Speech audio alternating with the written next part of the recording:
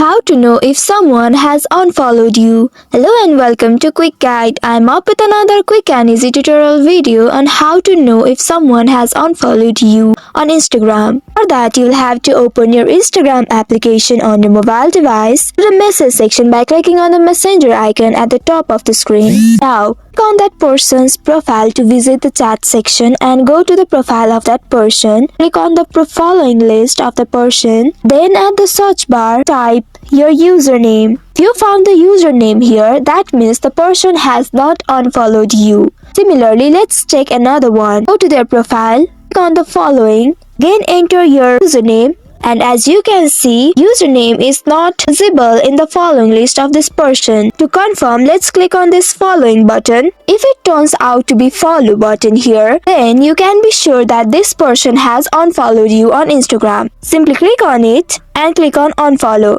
As you can see, this person has unfollowed me on Instagram, so it shows follow button in this page.